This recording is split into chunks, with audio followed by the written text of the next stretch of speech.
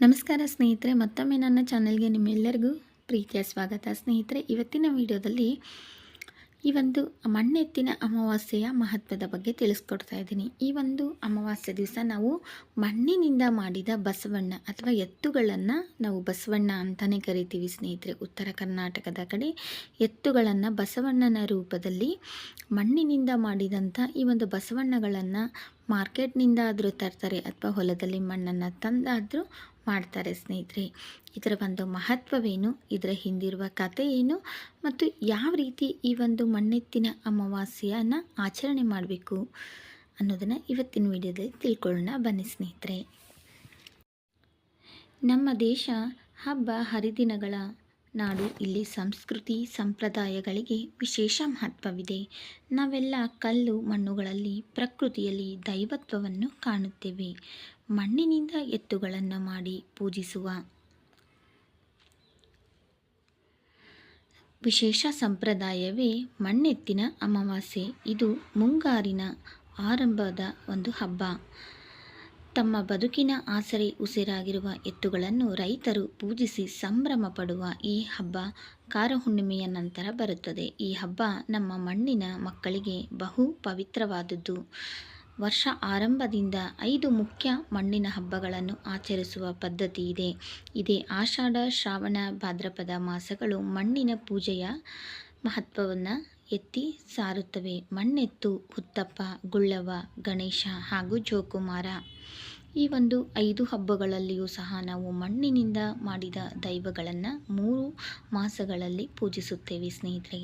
ಇನ್ನು ಕೃಷಿಕರ ಅತ್ಯಂತ ಪ್ರೀತಿ ಪಾತ್ರರಾಗಿರುವ ದನಕರುಗಳನ್ನು ಕಾರಹುಣ್ಣಿಮೆಯ ದಿನ ವಿಶೇಷವಾಗಿ ಸಿಂಗಾರ ಮಾಡಿ ಹೋಳಿಗೆ, ಕಡುಬು ಇನ್ನಿತರ ಸಿಹಿ ಖಾದ್ಯಗಳನ್ನು ಮಾಡಿ ನೈವೇದ್ಯ ತೋರಿಸಿ ಸಂಜೆಗೆ ಊರ ತುಂಬ ಓಡಾಡಿಸುವ ಮೂಲಕ ಮತ್ತೆ ಅವುಗಳನ್ನು ಕೃಷಿ ಕಾರ್ಯಕ್ಕೆ ತಯಾರು ಮಾಡುತ್ತಾರೆ. ಜ್ಯೇಷ್ಠ ಮಾಸದ ಕೊನೆಗೆ ಅಮಾವಾಸ್ಯೆಯಂದು ಈ ಮಣ್ಣೆತ್ತಿನ ಅಮಾವಾಸ್ಯೆಯನ್ನು ಆಚರಿಸುತ್ತಾರೆ.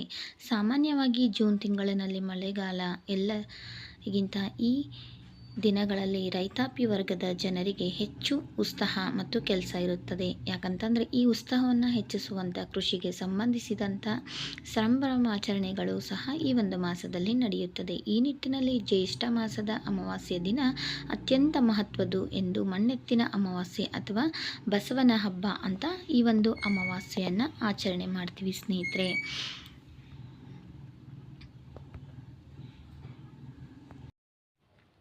ಇನ್ನು ಅಷ್ಟೇ ಅಲ್ಲದೆ ದೀಪಾವಳಿ ಅಮಾವಾಸ್ಯೆಯಲ್ಲಿ ಮಹಾಲಕ್ಷ್ಮಿ, ಧನಲಕ್ಷ್ಮಿ ಪೂಜಿತಗೊಂಡರೆ ಮಣ್ಣೆತ್ತಿನ ಅಮಾವಾಸ್ಯೆಯಲ್ಲಿ ಧಾನ್ಯಲಕ್ಷ್ಮಿಯನ್ನು ತರುವ ಎತ್ತುಗಳು, ದನಕರುಗಳು ಹಾಗೂ ಇತರ ಕೃಷಿ ಉಪಕರಣಗಳನ್ನು ಪೂಜಿಸುತ್ತಾರೆ. ಭೂಮಿ ಮತ್ತು ಎತ್ತುಗಳು ಕೃಷಿಯಲ್ಲಿ ಬಹುಮುಖ್ಯ ಅಂಗಗಳು.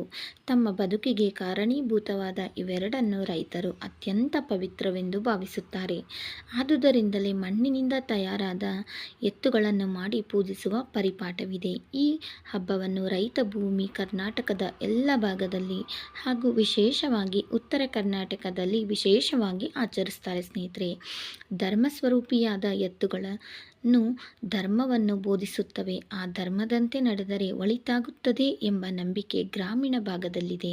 ಬೇಸಿಗೆಯಲ್ಲಿ ಹೊಲ ಸ್ವಚ್ಛಗೊಳಿಸಿ ಮಳೆಗಾಲದ ಮುಂಗಾರಿನಲ್ಲಿ ಬೆಳೆ ಬಿತ್ತಿ ಬೆಳೆ ಬೆಳೆದು ಕಟಾವಾಗಿ ಮನೆಗೆ ಬರುವವರೆಗೂ ತಮಗಿಂತ ಕಷ್ಟಪಟ್ಟ ಎತ್ತುಗಳನ್ನು ರೈತರು ದೇವರೆಂದು ಭಾವಿಸುವುದರಲ್ಲಿ ತಪ್ಪಿಲ್ಲ. ನಮ್ಮ ಬದುಕಿಗೆ ಸಹಾಯವಾಗುವ ಎಲ್ಲವನ್ನು ಪೂಜಿಸಿ ಧನ್ಯವಾದ ಹೇಳುವ ಸಂಸ್ಕೃತಿ ನಮ್ಮದು.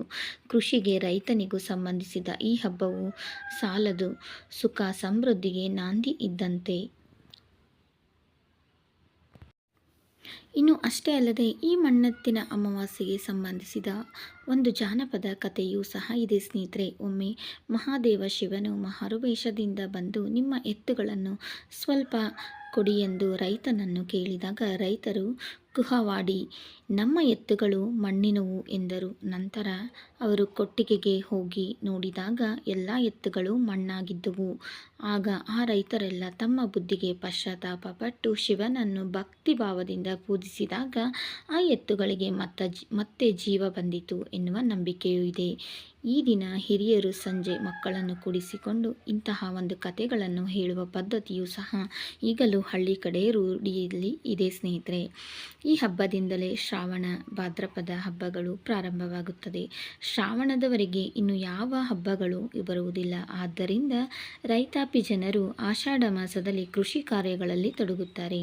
ಈ ಮಾಸದಲ್ಲಿ ರೈತರು ಮೈಮರೆತರೆ ಜಗಕ್ಕೆ ಕಂಟಕ ಎನ್ನುವುದು ಸತ್ಯ. ಮಣ್ಣೆತ್ತಿನ ಈ ಹಬ್ಬಕ್ಕೆ ಕುಂಬಾರ ವಿಶ್ವಕರ್ಮ ಜನಾಂಗದವರು ಮೊದಲೇ ಮಣ್ಣಿನ ಎತ್ತುಗಳನ್ನು ಸಿದ್ಧಪಡಿಸಿ ಇಟ್ಟುಕೊಂಡಿರುತ್ತಾರೆ. ಹಾಗಾಗಿ ಇವು ಈಗ ಮಾರುಕಟ್ಟೆಯಲ್ಲಿ ಸುಲಭವಾಗಿ ಸಿಗುತ್ತದೆ ಸ್ನೇಹಿತರೆ. ಈ ಹಬ್ಬ ಈ ಜನಾಂಗಕ್ಕೆ ಸಹ ತುಂಬಾ ಸಹಕಾರಿಯಾಗಿರುತ್ತದೆ. ಮಣ್ಣಿನಿಂದ ಮಾಡಿದ ಜೋಡು ಬಸವಣ್ಣ ಅಥವಾ ಜೋಡೆತ್ತುಗಳನ್ನು ಮನೆಗೆ ತಂದು ಆ ದಿನ ಅವುಗಳನ್ನು ಭಕ್ತಿ, ನಂಬಿಕೆ, ಶ್ರದ್ಧೆಯಿಂದ ಪೂಜೆ ಮಾಡ್ತಾರೆ ಸ್ನೇಹಿತರೆ. ಕಡುಬು, ಪಾಯಸ, ಚಕ್ಕುಲಿ, ಕೋಡ್ಬಳೆ, ಅಂಬುಡೆ ಪಾಯಸ ಮಾಡಿ ನೈವೇದ್ಯ ಮಾಡಿ ನಂತರ ಊಟವನ್ನು ಮಾಡುವುದು. ಸಂಜೆ ಅಥವಾ ಮಾರನೆಯ ದಿನ ನೀರಿನಲ್ಲಿ ಈ ಮಣ್ಣೆತ್ತುಗಳನ್ನು ವಿಸರ್ಜನೆ ಮಾಡುವುದು ಅಥವಾ ಹೊಲದ ಮಣ್ಣಿನಲ್ಲಿ ಬಿಡುವುದು. ಹೀಗೆ ಒಂದೊಂದು ಕಡೆ ಒಂದೊಂದು ಪದ್ಧತಿ ಸಂಪ್ರದಾಯ ಇದೆ. ಈ ಮಣ್ಣಿನ ಬಸವಣ್ಣಗಳನ್ನು ಹೊಲದಲ್ಲಿ ಹೂಳುವುದರಿಂದ ಫಸಲು ಅಧಿಕವಾಗಿ ಬರುತ್ತದೆ ಎನ್ನುವ ನಂಬಿಕೆಯೂ ಇದೆ. ಇಂದು ಮನೆಯಲ್ಲಿರುವ ಎಲ್ಲ ಜಾನುವಾರುಗಳಿಗೂ ಸ್ನಾನ ಮಾಡಿಸಿ ಶುಭ್ರಗೊಳಿಸಿ ನಾಲಾ ಅಲಂಕಾರ ಮಾಡಿ ಮಧ್ಯಾಹ್ನ ಅವುಗಳಿಗೆ ಎಡೆ ನೈವೇದ್ಯವನ್ನು ನೀಡುವ ಪದ್ಧತಿಯೂ ಸಹ ಇದೆ. ವಿಶೇಷವಾಗಿ ಎಲ್ಲ ಕಾಳುಗಳನ್ನು ಬೇಯಿಸಿ ಉಸಳಿ ಮಾಡಿ ತಿನ್ನಿಸುವ ಪದ್ಧತಿಯೂ ಸಹ ಇದೆ. ಹಲವು ಜನ ತಾವೇ ಸ್ವತಃ ಕೈಯಿಂದ ಈ ಜೋಡಿ ಬಸವನನ್ನು ತಯಾರಿಸಿ ಪೂಜಿಸುತ್ತಾರೆ ಹಾಗೂ ಹೋಳಿಗೆ, ಶೀಕರಣೆ, ನೈವೇದ್ಯವನ್ನು ಸಹ ಮಾಡ್ತಾರೆ. ಸಂಜೆ ಈ ಬಸವನನ್ನು ತುಳಸಿ ಕಟ್ಟೆಯಲ್ಲಿಟ್ಟು ಬಿಡುತ್ತಾರೆ. ಇನ್ನು ಹಲವರು ತಮ್ಮ ಮಕ್ಕಳಿಗೂ ಆಡಲು ಸಹ ಕೊಡುತ್ತಾರೆ. ಜ್ಯೇಷ್ಠ ಹಾಗೂ ಆಷಾಢ ಮಾಸಗಳಲ್ಲಿ ಮಳೆ ಸುರಿದು ಧರೆಯು ನವೀನ ರೂಪ ಪಡೆಯುತ್ತದೆ. ಭೂದೇವಿಯು ಪುತ್ರ ರಹಿತ ಭೂಮಿಗೆ ಜೀವ ತರಲು ಇದು ಸಕಾಲವಾಗಿರುತ್ತದೆ. ಇದು ಸತ್ಯ. ಸಮೃದ್ಧಿಯ ಕಾಲ, ಭೂತಾಯಿಯ ಸಂತಾನ ಸಮೃದ್ಧಿಯ ಕಾಲವೂ ಹೌದು. ಸಂಪೂರ್ಣ ಸೃಷ್ಟಿಯ ಸಮೃದ್ಧಿಯ ಪ್ರತಿರೂಪವೇ ಈ ಮಣ್ಣೆತ್ತಿನ ಅಮಾವಾಸ್ಯೆ. ಋತ ಸೃಷ್ಟಿಗೆ ಪ್ರಧಾನವಾದ ಈ ಹಬ್ಬವನ್ನು ಆಚರಿಸುವುದರಿಂದ ಕೃಷಿಯ ಫಲ ಸಮೃದ್ಧವಾಗಿಯೂ ಅಭಿವೃದ್ಧಿಯಾಗಿಯೂ ವರ್ಷಪೂರ್ತಿ ದೊರೆಯುತ್ತದೆ ಎನ್ನುವುದು ರೈತರ ಒಂದು ನಂಬಿಕೆ. ಮೂಕ ಬಸವಣ್ಣಗಳು ರೈತರ ಜೀವನದಲ್ಲಿ ವಹಿಸುವ ಪಾತ್ರದ ಬಗ್ಗೆ ನಮಗೆ ಈ ಒಂದು ಅಮಾವಾಸ್ಯೆಯಲ್ಲಿ ತಿಳಿಸಿಕೊಡುತ್ತದೆ ಸ್ನೇಹಿತರೆ. ಹಾಗಾಗಿ ಈ ಒಂದು ಮಣ್ಣೆತ್ತಿನ ಅಮಾವಾಸ್ಯೆಯಲ್ಲಿ ಮುಖ್ಯವಾಗಿ ರೈತನ ಒಂದು ಬೆನ್ನೆಲುಬಾಗಿರುವಂಥ ಈ ಒಂದು ಬಸವಣ್ಣ ಅಥವಾ ಎತ್ತುಗಳನ್ನು ರೈತರು ಈ ಒಂದು ಕೃಷಿ ಪ್ರಧಾನವಾದಂಥ ನಮ್ಮ ದೇಶದಲ್ಲಿ ಮೊದಲಿಗೆ ಪೂಜೆಯನ್ನು ಮಾಡುವುದರ ಮುಖಾಂತರ ಕೃಷಿಯ ಮುಂಗಾರಿನ ಕೆಲಸಕ್ಕೆ ಕೈ ಹಾಕ್ತಾರೆ. ಹಾಗಾಗಿ ಮೊದಲಿಗೆ ನಾವು ಈ ಮಣ್ಣೆತ್ತಿನ ಅಮಾವಾಸ್ಯೆಯಲ್ಲಿ ಎತ್ತುಗಳನ್ನು ಪೂಜಿಸುವ ಒಂದು ಹಬ್ಬವನ್ನಾಗಿ ಆಚರಿಸ್ತೀವಿ. ಅದರಲ್ಲೂ ಉತ್ತರ ಕರ್ನಾಟಕದ ಕಡೆ ತುಂಬಾ ಒಂದು ವಿಶೇಷವಾಗಿ ಈ ಒಂದು ಮಣ್ಣೆತ್ತುಗಳನ್ನ ತಯಾರು ಮಾಡಿ ಪೂಜೆಯನ್ನು ಮಾಡ್ತಾರೆ. ಒಂದು ತಿಂಗಳುಗಳ ಕಾಲ ಮನೆಯಲ್ಲೇ ಇಟ್ಕೊಂಡು ಪೂಜೆ ಮಾಡುವ ಪದ್ಧತಿಯೂ ಸಹ ಇದೆ. ಆನಂತರ ಮುಂದಿನ ಅಮಾವಾಸ್ಯೆ ಅಂದರೆ ನಾಗರ ಪಂಚಮಿ ಅಮಾವಾಸ್ಯೆ ಆಗಿ 5 ದಿವಸಕ್ಕೆ ತರುವಂಥ ನಾಗಪ್ಪನ ಮತ್ತು ಈ ಬಸವಣ್ಣನನ್ನು ಇಬ್ಬರನ್ನೂ ಸಹ ಪೂಜೆ ಮಾಡಿ ಮತ್ತೊಮ್ಮೆ ತಮ್ಮ ಹೊಲ ಗದ್ದೆಗಳಲ್ಲಿ ನಾಗಪ್ಪನ ಜೊತೆ ಬಸವಣ್ಣನನ್ನು ಸಹ ಇಟ್ಟು ಬರ್ತಾರೆ ಅನ್ನುವ ನಂಬಿಕೆಯೂ ಇದೆ. ಬಸವ ಹೊಲ ಉತ್ತರೆ ನಾಗನು ಫಸಲನ್ನು ಕಾಯುತ್ತಾನೆ ಅನ್ನುವ ಎಷ್ಟೋ ಜನರ ನಂಬಿಕೆಯೂ ಸಹ ಇದೆ. ರೈತರು ಈ ಒಂದು ಪದ್ಧತಿಯನ್ನು ಇಂದಿಗೂ ಸಹ ಅನುಸರಿಸ್ತಾರೆ ಸ್ನೇಹಿತರೆ. ತಮ್ಮ ಹೊಲದಲ್ಲಿ ನಾಗರ ಪಂಚಮಿ ಆಗಲಿ ಪೂಜೆ ಮಾಡಿದಂಥ ಮಣ್ಣಿನ ನಾಗಪ್ಪನ ಜೊತೆ ಬಸವಣ್ಣಗಳನ್ನ ಇಟ್ಟು ಬರೋದ್ರಿಂದ ಒಂದು ಪ್ರಯೋಜನ ಏನಂದರೆ ಬಸವಣ್ಣನು ಎತ್ತಿನ ರೂಪದಲ್ಲಿ ಹೊಲವನ್ನು ಉಳುತ್ತಾನೆ ಅಥವಾ ಹೊಲದ ಒಂದು ಕಾಯಕದಲ್ಲಿ ಪಾಲ್ಗೊಳ್ಳುತ್ತಾನೆ. ಹಾಗೆಯೇ ನಾಗರ ಪಂಚಮಿಯಲ್ಲಿ ಮಣ್ಣಿನ ರೂಪದಲ್ಲಿ ಪೂಜಿಸಿದಂಥ ನಾಗರಾಜನು ಅಂದರೆ ನಾಗದೇವ ಸರ್ಪನ ರೂಪದಲ್ಲಿ ಹೊಲದಲ್ಲಿ ಇರುವಂಥ ಕ್ರಿಮಿಕೀಟಗಳು, ಹುಳ ಹುಪ್ಪಟೆಗಳು, ಇಲಿಗಳು ಇವುಗಳಿಂದ ಕ್ರಿಮಿಕೀಟಗಳನ್ನು ನಾಗಪ್ಪ ನಾಶ ಮಾಡಿ ಅಂದರೆ ತಿಂದು ಫಸಲನ್ನು ಯಾವುದೇ ರೀತಿಯಾದಂಥ ಹುಳಗಳ ಬಾಧೆಯಿಂದ ತಪ್ಪಿಸಿ ಫಸಲನ್ನು ಕಾಯ್ತಾನೆ. ಅಂದರೆ ಉತ್ತಮವಾದ ಫಸಲು ಮುಂಗಾರಿನ ಫಸಲಾಗ್ಬೋದು, ಹಿಂಗಾರಿನ ಫಸಲಾಗ್ಬೋದು, ಉತ್ತಮವಾಗಿ ಬೆಳೆ ಬರುತ್ತದೆ ಅನ್ನೋದು ರೈತರ ನಂಬಿಕೆ.